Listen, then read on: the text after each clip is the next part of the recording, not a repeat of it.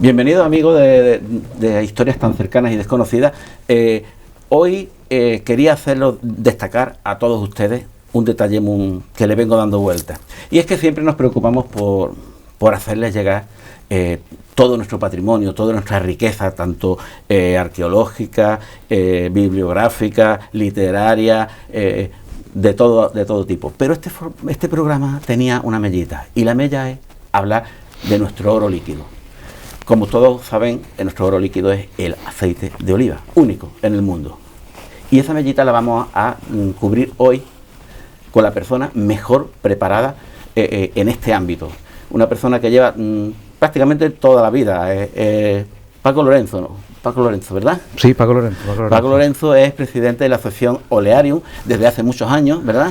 Sí, bueno, la constituimos en el año 2007, precisamente debajo de una prensa de vigas de 17 metros que está en Tebas, en un molino que ahora se ha convertido en alojamiento rural, con lo cual una manera también de disfrutar del patrimonio, desde el punto de vista del turismo también, claro. ¿Hace cuántos años, dice? Desde el año 2007. Desde el año 2007. Llevamos ya marchando, pues eso, 13 añitos.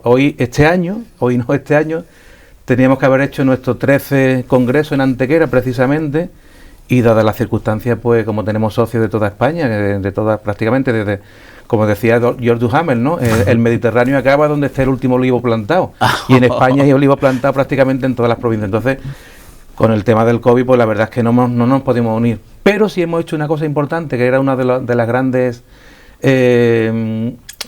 apuestas que teníamos para este congreso, que era hacer una exposición que hemos inaugurado en el Museo de Antequera, que se llama Lux Oleum, y que viene a ser eso como una exposición, la primera vez que se ha hecho en Málaga, yo creo que en Andalucía, de cómo se ha iluminado la historia con aceite de oliva. Y entonces allí se puede ver en el Museo de Antequera, que está hasta el 31 de octubre, de cuál era el funcionamiento el famoso efebo de Antequera, que era un lampadarium romano.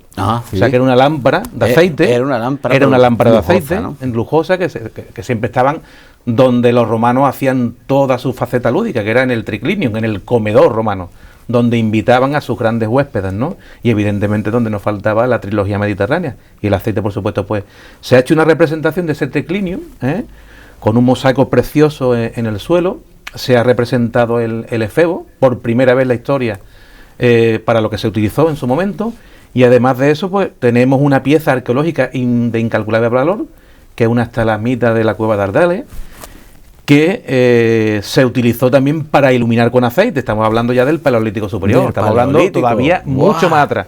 Y además de eso, bueno, pues tenemos representadas las tres religiones fundamentales que también utilizan el aceite y la iluminación, los musulmanes, los judíos y los cristianos. Hay lámparas de iglesias preciosas, tenemos candiles de todas las épocas, de los fenicios, de los romanos, de los árabes. O sea que hemos recorrido una faceta que muy desconocida, que es la iluminación con aceite, que si ahora no están escuchando alguna persona mayor, pues todavía se acordará de esas palmatorias, de esos candilillos en casa, ¿no? Que hemos utilizado para iluminarnos hasta hace muy poco tiempo, quizás, ¿no? Y la verdad es que es una exposición muy bonita, muy distinta, pero que nos identificamos mucho con este alimento tan importante. ¿Dónde se puede ver?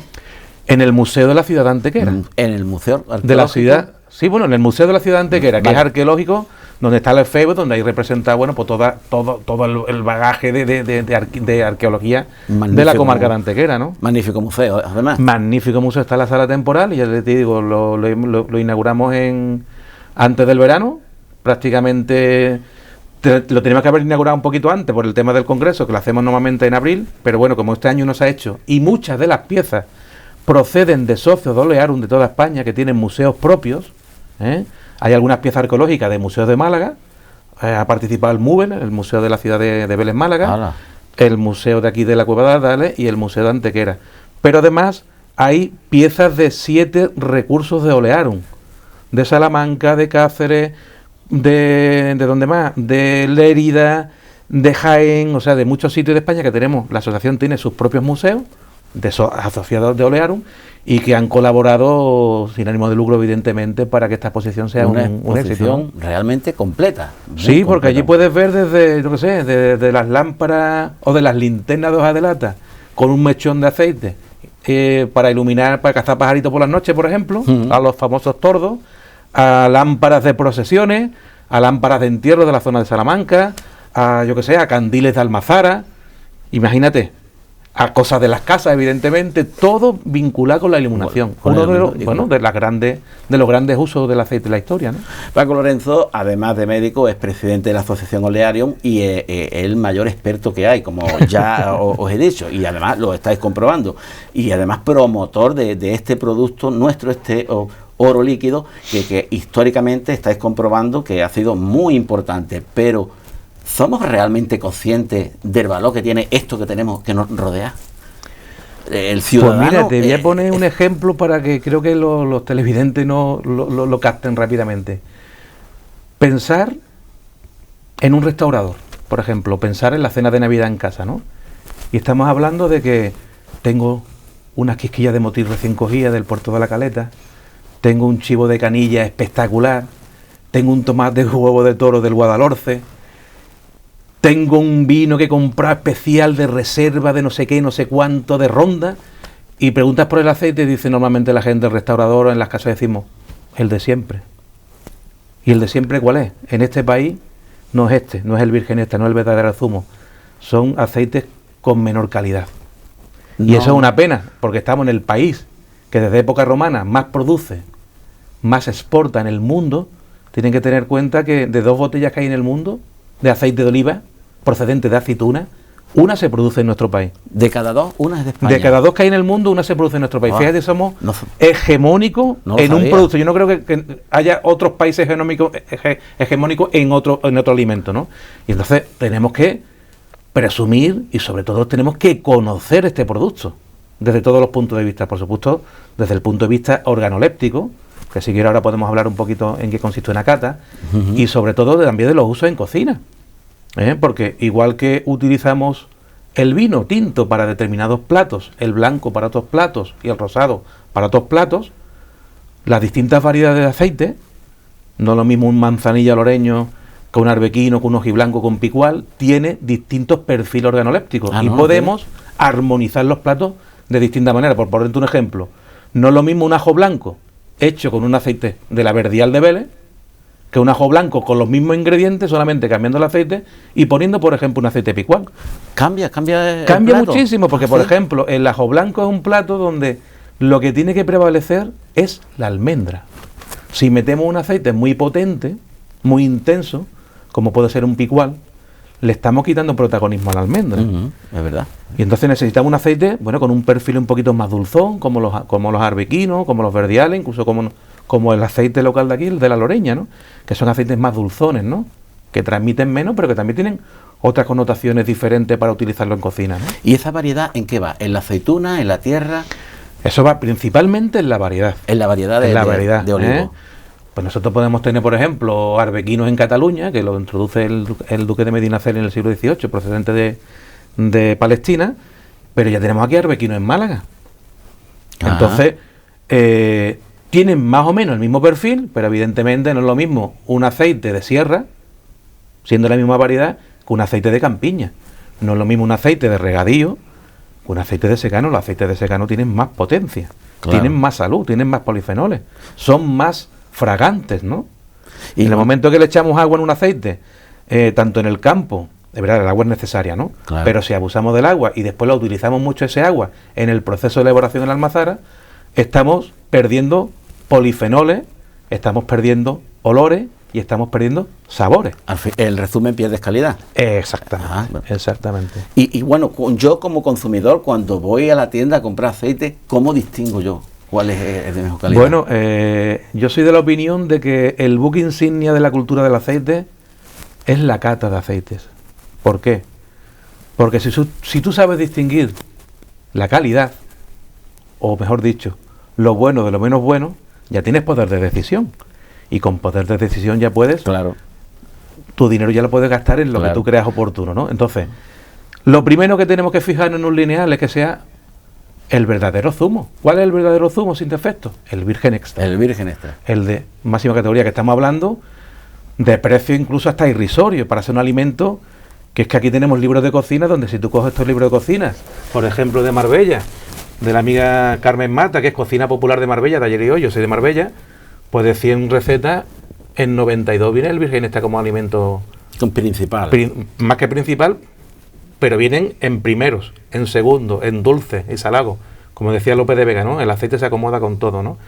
Entonces, estamos hablando de un alimento que realmente es imprescindible. Si cogiéramos cualquier libro de recetas de cualquier país del Mediterráneo, llámese Palestina, Grecia, Marruecos, el sur de Francia, Italia, por supuesto, el alimento que más se repite, por eso a mí me gusta hablar de alimento vertebrador de la dieta mediterránea, es el aceite de aceituna. Pero si cogemos este libro del amigo Samuel Perea, que es una verdadera joya, que es Málaga Cocina Emoción, que es una receta de cada uno de los pueblos de Málaga, recetas de abuelas, que a su vez son las recetas de que le hacían sus propias abuelas, imagínate qué patrimonio, y aquí puedes ver que prácticamente todas las recetas llevan aceite de aceituna. En este caso hoy en día virgen extra, porque claro, los aceites de hoy en día no lo podemos comparar con los de antes, los antiguos, porque hoy en día los molinos, bueno, son como si fueran un quirófano, tienen que estar perfectamente limpios porque son una industria agroalimentaria. Claro, hay mucho más control sobre todo eso. Muchísimo más control a la hora de la calidad, ¿no? Entonces lo normal es que lo que nos pasa a todos cuando llegamos a comprar es que nos tiramos por la oferta, nos tiramos a ver cuál es un poquito más económico. Pero dentro de la oferta, por lo menos que ponga la etiqueta virgen extra. Por muy poquito. Y tener inquietud cuando abramos la botella, por lo menos decir, vamos a olerlo. Vamos a ver qué hay dentro. Es otra parte, es otra forma de cata. Claro, vamos a ver qué hay dentro, a ver a qué nos recuerda. Por ejemplo, si abriéramos una de estas dos botellas, pues mira, por cercanía, esta de aquí de un molino, que se llama La Molina, que es de Álora. La Molina, que esto es la conozco. La Molina, y además que hay un molino antiquísimo allí. Creo que estuve contigo en La Molina. Pues posiblemente. Creo que posiblemente. Lo lleva el amigo Antonio Cívico, otro enamorado del mundo del aceite. Hay 3 molinos allí. Exactamente, además digamos, se solapan las distintas épocas, desde la prensa grecorromana de viga, después pasó al sistema de prensa hidráulica y ahora está el sistema continuo, ¿no? Qué bueno La Molina. De centrifuga. Entonces, esto sería la entrada sur de nuestro famoso Caminito del Rey, por Álora, y este en cambio es de la amiga María José, de Ardales, que precisamente el aceite se llama Caminito del Rey, que es una edición especial que hacen de aceituna hojiblanca temprana, o sea en verde, como esta de aquí, ¿vale? Y que, digamos, es la parte norte del caminito, o sea que estamos... Seleccionan que sea la aceituna hojiblanca. Claro. Este es solamente exclusivo de aceituna hojiblanca. Se llama monovarietal de hojiblanca. Lo tratan con mucho mimo, entonces. Hombre, claro, es que la fruta hay que tratarla con mimo. Cuando lo vemos, no somos conscientes de la dedicación que tiene. Claro, vamos a ver, los aceites de primeros de campaña, que son aceites verdes, aceites tempranos, que esto no es un concepto nuevo. Ya Columela en el siglo I clasificaba los aceites según el grado de maduración de las aceitunas. Ya en el siglo I se grado. Claro, estaba el óleo activum acerbum, que eran de aceitunas verdes, que se utilizaba en las grandes mesas y las celebraciones religiosas, ¿no? Después estaba el oleum viride, que a ver si por aquí hubiera una aceitunilla en embero. O sea, embero significa que la aceituna está mitad verde y mitad coloradilla. Esto se llamaba antiguamente oleum viride. Y esto se utilizaba en las mesas de gran tono también, ¿no? Y después estaba el oleum maturum, de aceitunas negras, ¿vale? Ya más maduras. Más maduras, evidentemente son aceites que tienen menos chicha y menos limonada, como decimos en Málaga. Son aceites más maduros, más apagados, menos picantes, menos amargos, y que realmente son los aceites que antiguamente se utilizaban en las clases sociales bajas y sobre todo para las lámparas, de lo que hemos hablado antes. Claro, por eso son aceites lampantes. De ahí deriva. De ahí viene el lampante. De ahí viene el lampante, de las lámparas, de la iluminación. Entonces, a la hora de catar un aceite, pues tenemos que ver si nos recuerda, por ejemplo, nos tiene que recordar evidentemente al fruto del que procede. Claro. Si nosotros hacemos un zumo de naranja, tiene que olernos a la naranja. Debo fijarme entonces en el olor que me desprende. Claro, fíjate, vamos a abrir esta aceite. Que me transmite. Debo fijarme en eso. Claro, debemos por lo menos tener esa inquietud. Este es el vaso con el que hacéis vosotros las catas. Sí, fijaros lo importante que este vaso, que esto es uno de los falsos mitos del aceite, ¿no? Es que a nosotros nos gusta ver el color, pero el color no es un parámetro de calidad. Yo te puedo traer aquí un aceite verde fiery, como dicen por ahí, y puede oler a estiércol, porque a lo mejor la aceituna se ha trozado y se ha estropeado. Entonces el color no es un parámetro de calidad. Ahora, si nosotros queremos hacer, no sé, yo qué sé, imagínate que queremos hacer un bacalao al pilpi. Hedonísticamente no es igual hacer un bacalao al pilpi con un aceite verde que con un aceite dorado. Claro. Visualmente hablando. Visualmente, sí. Entonces podemos tener un aceite de alta gama, de calidad, de aceitunas verdes y también de aceitunas un poquito más maduritas. Y ahora, por ejemplo, ve que aquí no vemos ya el color del aceite. Sí. Porque no nos debe de influenciar en la percepción de la calidad. Ese es el motivo del color. Ese es el motivo del color. Del vaso Entonces, de cata. se tapa, esto es un vaso de cata oficial, esto está perfectamente homologado por el COI. El COI es el Consejo Leícola Internacional, no el Comité Olímpico, ¿vale? Que se llama igual, ¿no? Y entonces, este es un vidrio de reloj, ¿vale? Entonces lo único que hace es, bueno... Me quedo con que se controla mucho por la Asociación Internacional también el aceite, ¿no? Hombre, claro, date cuenta que el aceite de oliva virgen extra, o el aceite en general, el aceite de oliva, es el único alimento cuyo precio lo pone la calidad organoléptica. Tú puedes tener un vino de 1.000 euros, comprar una botella y abrir la botella y sea un fiasco, ¿no? Una decepción. Pero un aceite, para que se ponga virgen extra en la etiqueta, tiene que serlo. Pasar esos controles. Tiene que pasar un corto químico, que es lo que la gente se confunde, la acidez, los peróxidos. Ahora si quiere hablar un poco del tema. O sea, un control de laboratorio y un control organoléptico, un panel de cata, perfectamente familiarizado con la cata, donde se pasan los aceites, evidentemente, se pasan en este tipo de copas. Ellos no saben, tienen un código, no saben de quién es, y entonces se hace una cata del aceite, se huele y se prueba. Entonces eso se puntúa. Entonces, si un aceite en el laboratorio sale mal, ya no es virgen extra, pero si en la cata sale mal, tampoco es virgen extra. Ajá. Entonces es uno de los alimentos que tienen que pasar por un panel de cata entrenado para valorar su calidad. Cuando yo veo el precio en el frontal de la tienda, ese precio de verdad se lo merece porque ha pasado los controles exhaustivos para merecer. Evidentemente. Si vale esto es porque de verdad se lo merece. Evidentemente. Vamos a ver. Ahora me puedo ir para abajo lo que quiera, pero eso le estoy dando de lado. Exactamente. Después vamos a ver, es como en el mundo del vino. Hay vino de 3 euros y vino de 10 euros, de 12 euros. Pero la diferencia del vino, que yo soy un gran enamorado del vino y tengo muy buenos amigos en el mundo del vino, es que, por ejemplo, el aceite se puede tomar a partir de los 4 meses, con las primeras papillas de los niños, con las primeras verduritas, las primeras frutitas. El vino no. ¿Vale? El vino no lo puede quitar el médico en un momento dado. El aceite es más complicado que no lo quite, ¿vale? Salvo que tengamos que hacer un régimen hipocalórico, porque bueno, el aceite tiene calorías, ¿no? Pero hay igualdad de calorías con un aceite de girasol, que es otro tipo de grasa no tan saludable. O el famoso aceite de palma y de coco, que son ácidos grasos saturados y que es malo para la salud. Mucho más malo. Pues a igualdad de calorías vamos a tomar aquel que nos aporte nutrientes más sanos, que es el zumo de aceituna. Entonces eso es importante tenerlo en cuenta. Dice algunos pacientes, es que el aceite es muy caro. Digo, más caro un cubata, ¿no? ¿Cuánto dura un litro de aceite? ¿Cierto? ¿Cuánto dura un litro de aceite? Más caro un cubata. Y el cubata te dura 10 minutos. Exacto. Y encima estamos sumando salud y estamos apoyando, en el caso de Málaga, al producto agrológico o agronómico o del campo que más aporta a la ciudadanía en peonada y en dinero. Ahora mismo el aceite en Málaga son 130.000 hectáreas de olivar. Entonces 130.000 hectáreas de olivar da de comer a mucha gente. A mucha gente. Y tenemos que apoyar precisamente a estas personas. Y sobre todo porque estamos hablando de un alimento que desde la época romana y desde antes ya se sabe que es saludable. Porque además tiene muchas propiedades. Bueno, imagínate, ¿no? Hay un refrán que dice el remedio de la tía Mariquita que con aceite todo lo quita, ¿no? Que es lo que pasa, que hoy en día, gracias a grandísimos científicos a nivel mundial y también en España, por qué no decirlo, pues se están descubriendo todos esos remedios de nuestras abuelas científicamente demostrados, ¿no? Entonces hay un estudio muy interesante, que es el estudio Predimed, donde se han cogido por 7.500 pacientes a nivel nacional, se han dividido por grupos, 3 grupos, un grupo han cogido y durante unos años ha llevado una dieta mediterránea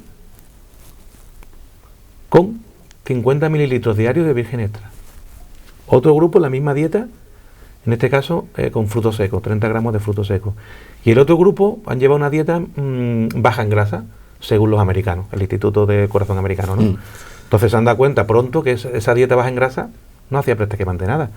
Pero las otras dietas, sobre todo la enriquecida con virgen extra, pues uno de los primeros datos que salió en el 2013, este estudio todavía se está haciendo, y lo bueno que tiene es que tiene fidelidad científica porque se está haciendo con pacientes, no con ratoncitos, con personas. Con personas. Pues se demostró que disminuía en un 30% la patología cardiovascular. ¿Ah, sí? Que es la primera causa de muerte en los países desarrollados, por seguir una dieta. Y esta dieta la han seguido personas de mayores de 70 años, es el perfil que se ha seguido, personas con factores de riesgo cardiovascular, o sea, personas hipertensas, obesas, sedentarias. Una dieta que pasa por cada día un chorrito de aceite, una dieta mediterránea donde hay pescadito frito, donde hay ensalada, donde hay comida de cuchara. Pero todo con aceite virgen extra. Todo lo que se utiliza en esa dieta es con virgen extra. Tan sencillo, tan simple como eso. Tan sencillo como eso, como la dieta de siempre. Más hay un estudio aquí en Pizarra que hizo el doctor Federico Soriguer, que fue catedrático nuestro de endocrinología en medicina y jefe de endocrinología en Carlos Haya. Bueno, que estudió a la población de Pizarra durante muchos años para ver eso, cómo comía, qué es lo que comía, qué alimentos comía y ver de qué manera, digamos, la salud de la población viene influenciada por lo que come, cómo lo come, cuándo lo come, con quién lo come, etcétera, etcétera. Y eso es muy interesante. A la conclusión de que dependemos de lo que comemos para tener salud. Eso ya también se hizo en los años 50 con Ansel Keys, que cuando surge digamos, el concepto de dieta mediterránea como dieta saludable, porque llegó un latinoamericano a Europa y se dio cuenta de que, bueno, que la isla de Creta, pues la gente vivía muchos años, ¿no? O sea, lo primero que se sorprendió que la gente era muy mayor, ¿no? En la isla de Creta. Y que estamos hablando del año 50, que la gente, bueno, pues tenía una calidad de vida magnífica, una esperanza de vida magnífica. No tenían enfermedades cardiovasculares, tenían pocas demencias, ¿no? Entonces empezó a preguntarse que por qué pasaba eso, ¿no? Él venía de Estados Unidos y decía, bueno, si es que en Estados Unidos la gente a los 70, 75 años, en el año 50 ya están cascados, ¿no? Y entonces empezó a estudiar, pues eso, cómo se alimentaba la gente, a qué hora comía, cuántas veces comían al día, qué es lo que comían, con quién comían, y la conclusión final es que la salud de la población iba infinitamente imbrincada con este tipo de cosas que estamos hablando. Ah, qué curioso. Y donde el virgen extra, evidentemente, era uno de los alimentos imprescindibles en esa dieta. Y ahí surge el concepto de dieta mediterránea como saludable. Pequeños detalles que a lo mejor no le damos importancia, pero sí son muy importantes. Algo tan simple como tener esto en casa y son chorritos. Exactamente. O cualquier comida. Bueno, es que, y sobre todo, no tener miedo. No tener miedo a utilizar el aceite en la cocina. Lo mejor para lo mejor. Claro, por supuesto. Para nuestros platos. Para nuestros platos, lo mejor para nuestros platos. Y para nuestra salud, ¿no? Es que si nos dedicamos a cocinar con aceites de semilla, pues estamos perdiendo muchos fenoles, muchos ácidos oleico, que son los que le dan las propiedades saludables al aceite, ¿no? Paco, ¿cuántas variedades de aceitunas tenemos aquí en nuestra provincia? Muchas, más de 25. Más de 25. Y en España más de 250, en el mundo más de 1200. Y las más ricas, las más productivas, Hombre, si aquí no digo que las loreñas me matan, ¿no? Pero bueno, cada aceituna tiene su peculiaridad, ¿no? Y eso es la fisiología de cada cosa. Evidentemente los vinos pasa igual, ¿no?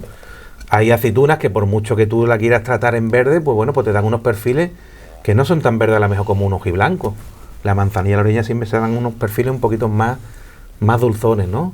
Menos intensos, ¿eh? No me gusta hablar del concepto suave porque el concepto suave son de los aceites refinados, que eso es otra cosa. Eso. Estamos hablando del zumo, no estamos hablando de la Fanta o del refresco, estamos hablando del zumo. El zumo de natural. Es muy diferente. Entonces, por ejemplo, este aceite, que es de la variedad manzanilla loreña,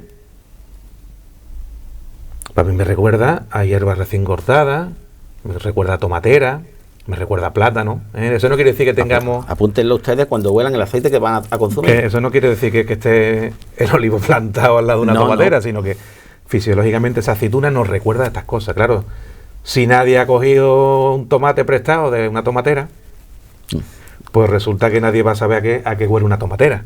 Entonces, por eso hay que familiarizarse con las cosas naturales, porque un aceite de oliva virgen extra tiene que recordarnos a cosas naturales. Cuando un aceite empieza a tener defectos, pues nos puede recordar cuando en los molinos se atrojaban las aceitunas, se hacían montones y montones que vamos a tardar 1 mes, 2 meses en molerla. Sí. Entonces eso se produce un defecto que se llama troje o atrojado. Y cuando lo olemos, pues nos recuerda a estiércol, porque se ha producido una fermentación. Cuando un aceite lo dejamos a la luz, se enrancia y nos recuerda al rancio. ¿No debe estar a la luz el aceite? Hay grandes enemigos en el mundo del aceite. Uno de ellos es la luz. Otro de ellos es el aire. Si nosotros dejamos la botella abierta, se oxida. Claro. Después otro elemento importante es que nosotros, por ejemplo, empecemos a tomar aceite sin filtrar, y los aceites sin filtrar están a medio camino. ¿Por qué? Porque siguen teniendo partículas diminutas, que es materia orgánica, y teniendo agua. Y sabemos que en la naturaleza, cuando se junta agua con materia orgánica, se produce un proceso que se llama hidrólisis, una fermentación, y cuando las cosas fermentan, lo deteriora. Huelen y saben mal, lo deterioran. Entonces, los aceites sin filtrar se deben de tomar muy a principio de campaña. Porque terminan, el aceite de por sí es un producto perecedero, desgraciadamente, es como el pescado. El pescado aguanta menos, ¿no? Entonces, si nosotros no filtramos el aceite, aguanta aún menos. ¿Cuánto tiempo puedo yo guardar esta botella en mi casa? Hombre, si la guarda mucho tiempo, es que no la consume. ¿Cómo? Si la guarda mucho tiempo, que no la consume. Y eso está para consumirlo, no para dejarlo para el cumpleaños del niño. Ese es buen apunte. Entonces, lo que me está comentando es qué fecha de consumo preferente, no de caducidad, tiene un aceite. Por donde yo voy desde que se elabora, depende de la variedad. Exacto. Aproximadamente un año. Año y medio. No es lo mismo, por ejemplo, se consume un arbequino que un picual que tiene más estabilidad, que a lo mejor le puede poner incluso hasta 2 años, ¿vale? Sí, porque son aceites más estables. En un año, vamos, tener esto más de un año es pecado. Es pecado. Nosotros que lo haga un inglés, pues mira, que lo utilizan como microdosis, pero que nosotros tenemos que utilizarlo, bueno. Y aparte, para los condimentos de la comida, ¿para qué nos recomiendas tú que debemos usar el aceite? ¿Para qué es bueno? ¿Qué crees tú que la gente no es consciente de que puede beneficiarse? Pues mira, para la piel. Para la piel. ¿Por qué? Porque el aceite tiene vitamina E, que son tocoferoles, y entonces pues, se utiliza, siempre se ha utilizado. Hay una película muy bonita que se llama El paciente inglés, no sé si la habrás visto, donde un indio de estos de pelo largo, de esas áreas que tienen allí, pues se ve en la película utilizando aceite para limpiarse el pelo, para acicalarse el pelo. O sea, en la historia el aceite se utiliza tanto para el pelo como para la piel. En las famosas batallas de los gladiadores, pues se embadurnaban de aceite. Cierto, es verdad. O sea que, como cosmético, magnífico. Daros cuenta que el primer jabón de la historia, con marca comercial, el jabón de Alepo, ¿no? Siria. Ahora famoso Siria por la guerra y todas esas cosas. Las primeras almonas que se llaman. Después surgió el jabón de Marsella, ¿no? Que todavía se sigue nombrando como el marketing. Y después vino el jabón en lagarto, ¿no? El aceite, ¿no? O sea, que siempre se ha utilizado no solamente para la piel, sino también para lavar. Sí, señor. Nuestros abuelos han utilizado, han hecho jabón. Y otra de las cosas que se nos ha olvidado, que siempre se ha sabido, se sabe que ahora se ha puesto otra vez de moda, es la hoja del olivo. Ah, sí. La hoja del olivo siempre se ha utilizado como antihipertensivo y como diurético. ¿Y cómo se usa? ¿Cómo? Pues con una infusión. Ah, una infusión. Tú coges la hoja del olivo, la secas. La dejas secar. La dejas secar y después, si quieres, las cortas un poquito y lo que te hace una infusión. Una infusión, como se hace una infusión. Normal, agua hirviendo, las echas y después te la puedes tomar, porque sí, las hojas de olivo son muy amargas. Es un poquito de azúcar. Muy amargas. Un poquito de azúcar. Yo echaría un poquito de miel. Un poquito de miel. Esas tan buenas que tenemos. Más natural. O stevia, ¿no? Que son edulcorantes naturales, ¿no?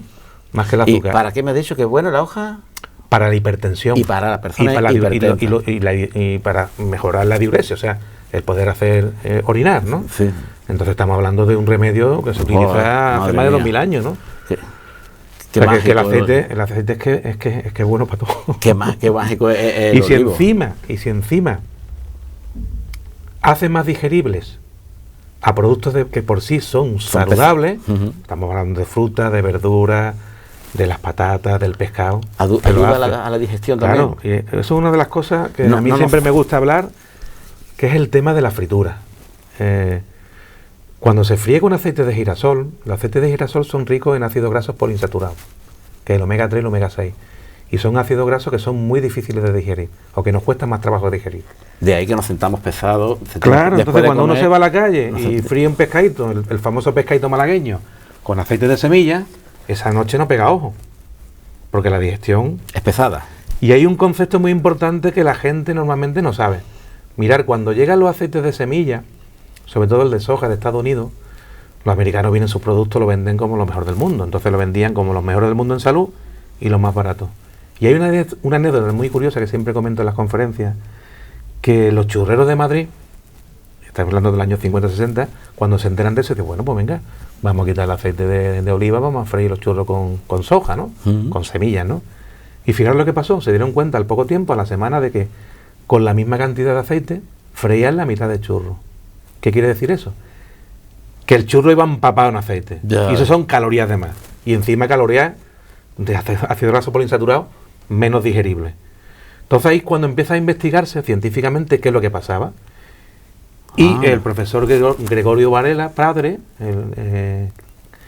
pues investiga ese comportamiento y descubre que cuando se fríe con aceite de aceituna se crea una película alrededor del alimento. Imaginaros que esto es, yo qué sé, un trozo de patata, una especie de costra que hace que las propiedades nutricionales de esa patata o de ese pescado no se pierdan. Se quedan ahí dentro. Y esa costra hace también que no se empape en aceite, cosa que no hacen los aceites de semilla. Pues ese concepto hay que conocerlo. Eso no lo sabía yo. Muy interesante. Muy interesante. Y después otra cosa interesante en la fritura es qué alimento va a freír y con qué lo vas a freír. No es lo mismo freír una patata que freír un boqueroncito, o un chopito pequeñito, o una croqueta pequeña, o un filete empanado. Dependiendo de los tamaños y de la cantidad de agua, se fríe a una temperatura a otra. Por ejemplo, los pescados pequeñitos, las cosas pequeñitas hay que asustarlas. Y tiene que estar en torno a 185, 190 grados. ¿Con qué es asustarla? Asustarla, echarla y sacarla prácticamente. Vale. Vamos a hacer la alcachofa en Jaén, ¿no? Que la hacen como nuestro pescadito pequeño, ¿vale? Asustar. Tiene que estar el aceite caliente precisamente para que no se reviente ese producto, ¿no? Echarlo y sacarlo prácticamente. Eso por un lado, lo que vayas a freír. Y otra, con qué lo vas a freír. Y eso es lo que se llama la temperatura de humeo. Entonces, la temperatura de humeo significa la temperatura a partir de la cual ese aceite empieza a deteriorarse, a fabricar compuestos polares que son tóxicos. ¿De reutilizarlo o de sobrecalentarlo? De sobrecalentarlo y de reutilizarlo, de las dos cosas. Esa es una normativa que tienen que cumplir los restaurantes para eso. ¿Qué es lo que pasa? Que el aceite de oliva, el aceite de aceituna llega hasta 210 grados. Pero es que el de girasol solamente llega hasta 170. Y si tenemos que freír un boquerón, por un calentón ya no lo hemos cargado técnicamente. Ya te lo has cargado. Entonces esos son conceptos que tenemos que saber. Y luego porque al final no estamos comiendo ácido graso poliinsaturado, que son necesarios, pero no en determinadas proporciones. Estamos comiendo calorías de más y estamos comiendo componentes polares que después también no es tan sano para el organismo. Entonces al final se va acumulando. Se nos acumula aquí dentro y luego lo que tú dices. Entonces no duerme bien, te sientes pesado, claro, te sientes mal, si no podemos freír con virgen extra, pues vamos a freír con virgen, que es el mismo aceite, es un zumo con leves defectos, que normalmente la ciudadanía no lo sabe captar, ¿vale?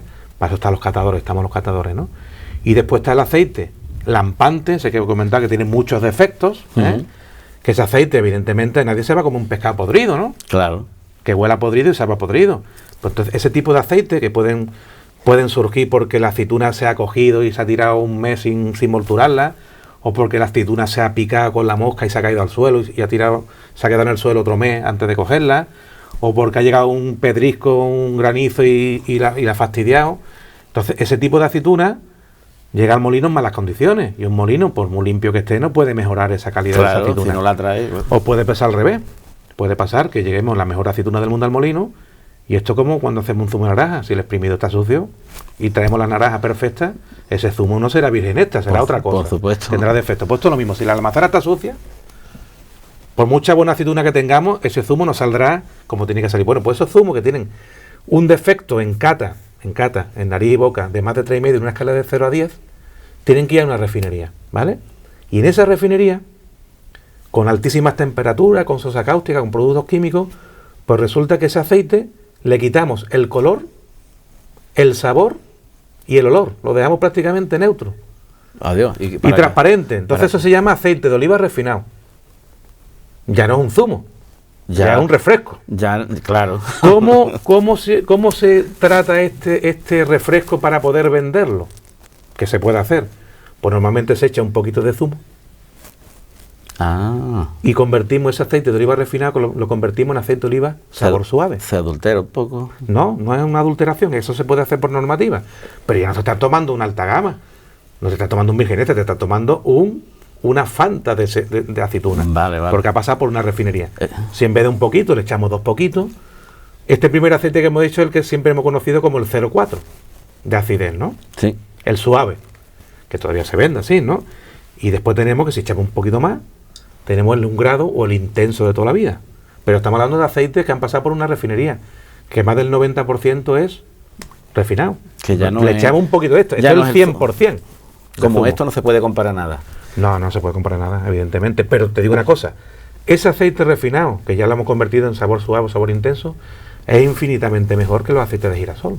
Hombre, por supuesto, eso sí. También hay que tenerlo en cuenta. Y si no nos podemos permitir freír con esto, podemos utilizar un aceite de oliva, suave o intenso. De todas formas, tú me recomiendas para cocinar el virgen extra. Siempre. Para cocinar, para Siempre. comer y para freír el virgen. En crudo y en caliente, siempre virgen extra, si te lo puedes permitir. Además que los precios que tenemos ahora son bastante asequibles, ¿no?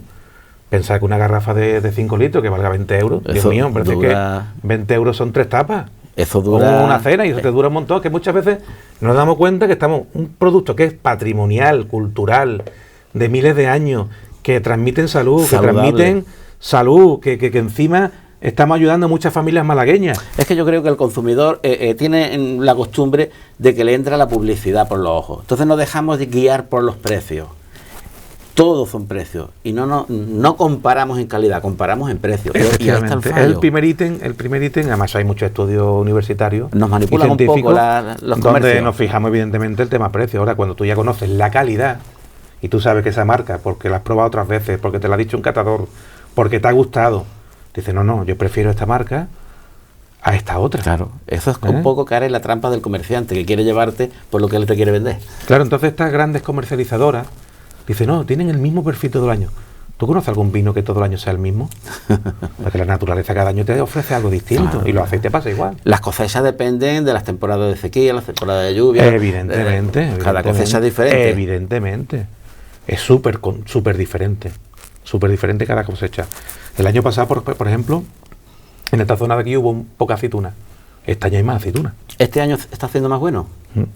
En esta zona, después en otras zonas, cada zona es un mundo. Claro. Y en Málaga lo bueno que tenemos es que tenemos 4 grandes comarcas oleícolas y en cada comarca lo bueno que tiene es que tenemos variedades distintas, con lo cual son aceites distintos. ¿Y qué influye? ¿La tierra? ¿El clima? Todo. Todo influye. Todo. Desde la tierra, no es lo mismo un terreno como por ejemplo en la zona de la Sarquía, la zona de Torró, que son terrenos como la Moscatera de Alejandría, Pizarroso, que son terrenos de esquisto, que son terrenos pobres, que por ejemplo una tierra arcillosa del campo de Cámara o de la Vega de Antequera, las tierras o calizas. un terreno de esto, ¿cómo se llama?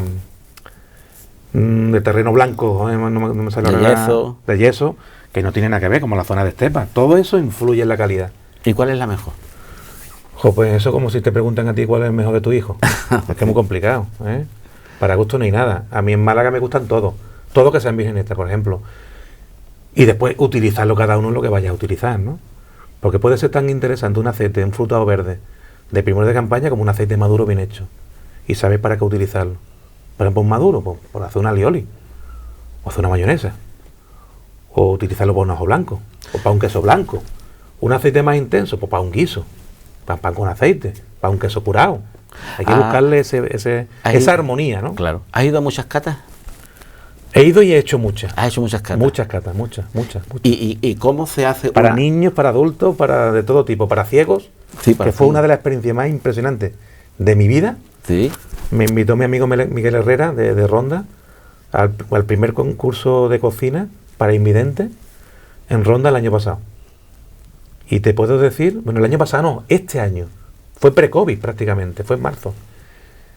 La sensibilidad que tienen estas personas es alucinante, porque recogen matices que las personas normales no recogen.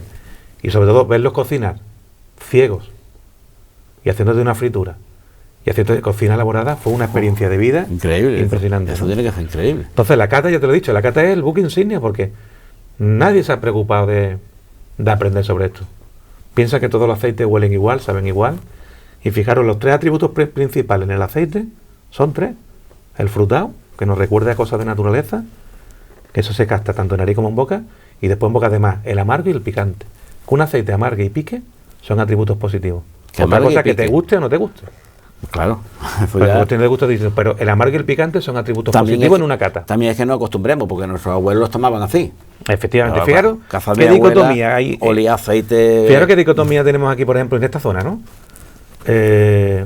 Nos gusta la aceituna loreña amarga, pero el aceite de la loreña nos gusta que sea dulce. Es verdad. Y a los extranjeros le pasa lo contrario. Les gusta la aceituna que no sea muy amarga, pero el aceite que tenga chicha y limonada. ¿Y eso cómo se consigue? Formando al consumidor. Que es el principal apartado que tenemos aquí. Cada vez hacemos que pensamos que todos los aceites son iguales y que va, es que no hay dos iguales, gracias a Dios. Yo estoy viendo las aceitunas que nos has traído. ¿Qué variedades nos has traído para que las conozcamos cuando salgamos al campo? Pues mira, aquí tenemos... Estas son de aquí, de nuestra zona. Sí, estas son de nuestra zona. He tenido la suerte de buscarlas por el camino. Mirar esta aceituna, ¿qué forma tiene? Forma de manzanita, redondita. Pues esta es una manzanilla. Se llama manzanilla porque tiene forma de manzana. Muy bien, muy bueno. Manzanilla. Manzanilla aloreña. Esta aceituna lo bueno que tiene, que podemos presumir de ella, es autóctona de Málaga. Y autóctona de esta comarca. Autóctona quiere decir que... exclusiva de aquí. Exclusiva, no se da en otro lugar. lugar. La pueden plantar en otro sitio, pero donde nació, donde empezó es aquí. Valle del Guadalhorce, Sierra de las Nieves. La manzanilla. Y fue la primera aceituna con denominación de origen como aceituna de mesa en España. Aceituna de mesa, la primera. Pero no te creas que hay muchas, solamente hay 2. Que es esta y la mallorquina, que es la empeltre, ¿vale? Que se la han dado hace poco, esto llevamos ya unos cuantos años. ¿Y qué diferencia hay entre una y otra? Bueno, porque son aceitunas diferentes. La empeltre es alargada, el sabor es distinto, el sabor no también. Tiene hueso flotante. Esto es una de las características que tiene, que es hueso flotante. ¿Qué quiere decir hueso flotante? Que tú te la metes en la boca y se separa muy bien el hueso de la pulpa. Ajá. Y eso es una de las características importantes. Otra de las características importantes de esta aceituna es que tiene poca oloropeína. La oloropeína es una sustancia que hace que las aceitunas amarguen. Al tener poca oloropeína, ¿qué significa? Que esta aceituna la parte y con 2 días en agua ya se endulza. Si esto lo quiere hacer, por ejemplo, con una picual, te tiene que tirar 2 semanas echándole agua. Para que se le quite el amargor. Para que se le quite el amargor. Entonces, es una de las virtudes que tiene esta aceituna. Entonces, la manzanilla es el mayor tesoro que tenemos aquí en nuestra comarca. Yo, hombre, hay más. Hay más, cuéntanos. Hombre, y tener el huevo de toro. Bueno. Sí. Digo, desde el punto de vista oleico, desde el punto de vista oleico. Después también tenemos aquí la campiñesa, que es muy interesante. Tenemos la morcal, que son aceitunas muy antiguas, la carcache, que son aceitunas muy antiguas, pero la principal, la más valorada, la que tiene más producción oleícola es esta, ¿no? Más producción, digamos, que tiene más árboles, ¿no? Es verdad que ahora se están plantando picuales aquí, ojiblanco, pero yo siempre digo lo mismo. Si no defendemos lo autóctono, que vamos a competir con 80 millones de picuales, plantando aquí picual. Exacto. Que vamos a competir con 80 millones de ojiblanco que hay en el centro de Andalucía. Vamos a defender lo nuestro. No. Que con esto no tenemos competencia en el mundo, con nadie. ¿Con nadie tenemos competencia? No, porque es que la loreña dama que se produce aquí, con otras aceitunas sí, de mesa. Bueno, por ejemplo, como la calamata de griega, o la picholín marroquín, o la manzanilla sevillana, que también es otra manzanilla, que es distinta a esta. ¿Esta ha estado toda la vida aquí? Toda la vida. Toda la vida, desde la prehistoria. Pues desde la prehistoria no lo sé, porque en la prehistoria no había olivo aquí había acebuche. Acebuche. Entonces, cuando llegan los griegos, los fenicios, que llegan aproximadamente hace 3.000 años, fue los que empezaron a traer variedades que ya se habían plantado en el este del Mediterráneo, la zona de Creta, Palestina, lo que es Israel, toda esa zona, Siria, Líbano, ¿vale? Que es donde nace el cultivo. Una cosa es el árbol y otra cosa es el cultivo, la domesticación del árbol, ¿vale? Entonces, cuando se empiezan a domesticar aquí los acebuches, es con la cultura fenicia. Ellos traen aceitunas de allí y se empiezan a injertar aquí. ¿A base de injerto? En base de acebuche, empieza acebuche. Vale. Y ahí es cuando empiezan a surgir las nuevas variedades. Pues la picual, la hojiblanca. ¿Por qué sabemos esto? Bueno, pues porque, por ejemplo, se han investigado huesos de aceituna fosilizados de las villas romanas de Antequera y se ha visto que genéticamente un perfil muy parecido a la hojiblanca que existe allá ahora. O sea que hace 2.000 años ya estaban. Ya de algún modo estaban. Con las verdiales de la sarquía pasada igual. Se han encontrado pues un hueso fosilizado Se han estudiado, incluso aparecieron unos restos de ánforas romanas que tenían restos de aceite, se han estudiado, y los ácidos grasos son muy parecidos a lo que tiene la verdial actual, ¿no? Pero, curiosamente, esa lámpara que hemos hablado, esas talamitas de la cueva de Ardales, o huesos fosilizados que han aparecido en la cueva de Nerja, no eran de olivo, eran de acebuche, antes de que se injertaran. O sea que de algún modo, aunque no se comieran en aceite, esa aceituna, en el paleolítico se utilizaba la acebuchina, que es la aceituna del acebuche, para la iluminación, por ejemplo. Lo que no podemos demostrar es si ellos ya lo usaban para comerlo. Exacto. Eso, pero seguramente, porque era muy inteligente, tenían muchos conocimientos. Seguro que sí, seguro que sí. ¿Y esta más pequeñita qué variedad es? Mira, esta es hojiblanca. Lo que pasa es que todavía no alcanza el tamaño de madurez, final, ¿no? ¿Ves? Fijaros, la manzanilla ya están variando de color. Claro. Están poniendo blanquitas, es una aceituna de mesa, maduran antes que otras, aunque la hojiblanca también es una aceituna de mesa, tiene esa doble actitud, ¿vale? Y casi todas las pizzas del mundo llevan manzanilla sevillana o hojiblanca nuestra de Antequera. Entonces esta es hojiblanca. ¿Dónde se da sobre todo? Pues la comarca de Antequera, lo que es el poniente de Granada, lo que es el sur de Córdoba y la zona de estepas, lo que es el centro neurálgico de Andalucía. La variedad principal es la hojiblanca. Después tenemos en Málaga, que esa no la he encontrado por aquí, pero tenemos también otra variedad que es la verdial de Vélez, que ya hemos hablado antes de ella, que es autóctona y en el mundo solamente existe en la comarca de la Sarquía.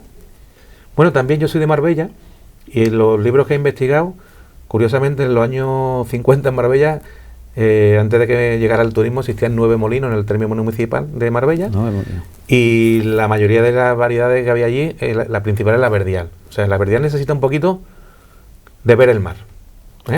Necesita ver el mar. Que le gusta... La hojiblanca no necesita ver el mar, la picual tampoco. La brisa marina le sienta bien. Sí, exactamente, parece ser que sí. Y entonces por eso, bueno, ahí influye la mosca, la altitud, ahí influye muchas cosas. Pero bueno, que sabe cada variedad, si por algo la cornicabra está en Toledo y no está en Málaga, es por algo.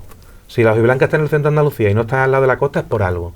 Si la que están en la costa están al lado de la costa y no están porque después de muchísimos ensayos, prueba-error de los antiguos, pues se han ido geográficamente localizando en sitios donde ha calado, ¿no? Que sabia la naturaleza y conocerla es beneficiarnos de ella. Y siempre hemos dicho, siempre los estudiosos del tema, que la Loreña, pues bueno, tiene un microclima, aquí en este valle tenemos un microclima, estamos rodeados de montañas, pero de algún modo la influencia marina también entra por la desembocadura del Guadalhorce y entra. Entonces, todo eso influye al final en las características de la aceituna. Otra cosa muy interesante que siempre me ha llamado la atención, es muy longevo el olivo. Es muy longevo. Bueno, según decía Colomela, es el primero de todos los árboles, ¿no? Y aquí en Málaga tenemos olivos muy longevos. Sí, ¿qué edad puede llegar a alcanzar un olivo? Bueno, hay olivos datados más de 3.000 años. ¿Más de 3.000 años un árbol? ¿Y produciendo? Claro. ¿Y vivo produciendo? Yo tuve la suerte, hay un olivo le llaman ¿cómo eran? Las sisters, las hermanas, están en el Líbano a 1.300 metros. Entonces son, pocos olivos. El dueño todo el año lo coge la aceituna, elabora un aceite muy especial y lo vende a precio de oro. Porque imagínate, ¿no? La aceituna es de cada campaña. Ya. Pero la madre tiene muchos años, ¿no? Aquí en Málaga tenemos olivos muy grandes.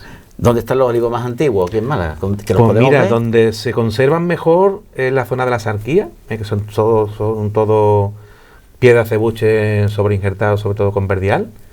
En la zona del Campo de Cámara y olivo, bueno, algunos de estos olivos han sido premiados a nivel nacional como el olivo monumental de España. Tenemos monumental. Dos. Tenemos uno en Casa Bermeja, que es el olivo de Arroyo Carnicero, un olivo de 3 patas, cada pata tiene más de 7 metros de perímetro de tronco a 1,30 del suelo. Es una verdadera catedral de madera. Después tenemos otro que fue premio olivo monumental de España, que está en Periana, que es el olivo caracol, que parece un caracol. O sea, porque al final el olivo... No hay dos olivos iguales. Claro, como las personas van cogiendo su forma. Es una de las cosas más bonitas que tiene. El mismo que el agricultor le ha dado y la herencia que ha recibido de los otros. Y también aquí en el Valle del Guadalhorce también tenemos olivos muy interesantes. Por ejemplo, en la zona de Monda, en la zona de Toló. En Toló hay un olivo que se llama el olivo de Santana, que es otro acebuche injerto en manzanilla en este caso, que es gigantesco. Son preciosos esos olivos, ¿eh? Son preciosos. Ponerte al lado de ellos es... A mí me carga las pilas. Yo no sé si alguien se atreve a abrazarlo y a respetarlo, porque os voy a contar una anécdota. Hay una película que se proyectó hace unos años, que es El Olivo, precisamente, de Ciervo Boyaín, que es la historia de un olivo, que bueno, que descontextualizan de su sitio, de donde nace. Yo siempre digo que estos olivos deben de permanecer donde nacieron, por algo será, ¿no? Si llevan ahí 500 años, 1000 años, por algo será un lugar mágico. Entonces esta película habla de un olivo que lo venden y nada, bueno, pues hay una historia detrás y resulta que este olivo es de verdad. Existe en un pueblo de Castellón, se llama Canet, ¿vale? Y cuando, bueno, pues ponen las películas en los cines, pues como aquí somos como somos, la gente empezó a ir a ese pueblo a visitar el olivo. Claro, a quitarle las aceitunas, a subirse al árbol, maltratarlo, a quitarle las ramitas. Y entonces nos damos cuenta de que si eso ha perdurado ahí tanto tiempo, debe de perdurar para que las nuevas generaciones puedan disfrutarlo, ¿no? Se merece un respeto. Disfrutarlo visualmente y respetarlo. No podemos entrar en un campo y coger papi, papá, es que eso... Hombre, claro, es como si, yo qué sé, tú te invitas a mi casa y dices, bueno, me voy a subir el alto a la mesa del salón. Ahí está, sí. No sé, un ejemplo... ¿Hay algún estudio que relacione la longevidad del olivo para transmitir esa propiedad a base del aceite? No, en eso no. ¿Puede ser beneficioso? No, de eso no hay. No se ha demostrado científicamente que una aceituna de un olivo, eso es lo que tiene una carga cultural y patrimonial. Eso como, yo qué sé, los vinos de cepa prefiloxérica, ¿no? Que alguna quedaron, ¿no? Bueno, pero la relación está en que el olivo es longevo y nos ayuda a nosotros a ser más longevos. Eso sí, claro, evidentemente, eso sí, ahí está la relación. Pero no hay ningún estudio que diga que los aceites de olivos monumentales sean mejores de calidad organoléptica que uno de otro tipo, ¿vale? Un olivo de 40 años, de 30 años. Eso no se puede demostrar. Paco, pues nos vamos a quedar con que cuando vayamos a comprar aceite, lo que tú nos has dicho, que si vale eso es porque de verdad lo vale, que detrás hay un trabajo muy grande de cata, de controles, de pruebas, de mimo. No olvidéis que lo más importante... Y que estás comprando salud, no estás comprando un... Para hacer esto tenemos que tener la ayuda de unas personas importantísimas que son... Porque en algún momento de nuestra vida necesitamos, pues, bueno, un consejo de un médico, de un abogado, un informático o alguien que nos regale el móvil, pero todos los días de nuestra vida necesitamos las manos de las personas que nos dan de comer. Y aquí detrás hay muchas personas que son expertas. Los hombres, las mujeres, y los hombres del campo. Y se nos olvida que son las que hacen que es posible que tengamos aceite, que tengamos aloreña, que tengamos vino, que tengamos frutas, verduras, que tengamos cereales, y a veces se nos olvida lo importante que es ese eslabón de la cadena. Y ahora seguramente nos estaremos acordando de nuestros abuelos, de nuestros vecinos, de nuestros familiares. Que todos nosotros, todos los vecinos de aquí, nuestros padres, nuestros abuelos, seguro que en alguna forma han estado relacionados con el olivo. Seguro. Evidentemente. No podemos olvidar eso. Evidentemente, jamás debemos olvidar de dónde ha venido. Ese es un detalle muy bonito. Nos quedamos con eso, Paco. Perfecto. Te agradezco mucho que hayas estado con nosotros. Me ha gustado mucho, me ha encantado. Tengo ganas de saber más, de probar más. Bueno, y te aseguro que voy a mirar el aceite de otra forma cuando vaya a la compra. Pues seguramente que los agricultores, los almazareros, estas personas que antes hemos presentado, que hay que ponerle también al almazarero, hay que ponerle cara y nombre. De Ardales. Ahí está la amiga María José, que es la maestra de Almazara, una chica. Precioso. Una familia que lleva llevando aceite 3 generaciones. Y el amigo Antonio Cívico, de aquí de Álora. Precioso. De La Molina, pues bueno, hay que ponerle cara. ¿Dónde hay que comprar esto? En las Almazaras. En la Almazara. Donde te lo van a explicar, claro. Porque a la tienda llego, lo cojo y me lo llevo, pero en la Almazara te lo explican, te lo explican, incluso lo puedes catar, lo puedes valorar y el concepto es distinto. Y más ahora están moliendo los molinos. ¿Se pueden visitar estos dos molinos? ¿Me recomiendas que vaya a la Almazara? Por supuesto. Y yo meta la nariz allí y vea cómo se hace. Lo que te deje, y hay que tener cuidado con el COVID también, Lo que te deje, con dentro de los controles y evidentemente, por supuesto... Imagino que allí no podrán entrar... Estas dos Almazaras son visitables. Imagino que allí no podrá entrar cualquiera y contaminar la producción. Eso tiene que estar muy controlado. Evidentemente, pero son Almazaras que están hacen su paquete de turismo. Te das cuenta que está en la entrada norte y la entrada sur del Camarito del Rey, y entonces tienen esa posibilidad de visitar. En cualquier caso va a ser una visita muy agradable, muy bonita, y que vamos a aprender y vamos a salir ganando. Siempre. Gracias, Paco, por habernos acompañado. Gracias a ti, Fernando. Gracias a ustedes. Como les haya gustado como a mí, pues ya están comprando aceite. Yo estoy mirando para allá, pero bueno, sí, me imagino que no pasa nada. Esa es tu cámara. Vale. Te espero otro día, Paco. Bueno, tengo ganas de que me cuentes más cosas. Me encanta. Bueno, yo te digo que el aceite hay un refrán que dice que la verdad como el aceite se queda siempre por encima. Ajá. Qué bueno, y la cultura del aceite es un recurso inagotable. Sí, que hoy hemos hablado un poquito de salud, de gastronomía, tenemos que hablar más. De variedades, de cata, bueno, pues... De todo se puede hablar, ¿eh? Muchas gracias por visitarnos, Paco. Muchas gracias, Fernando. Y a ustedes les espero en el siguiente programa.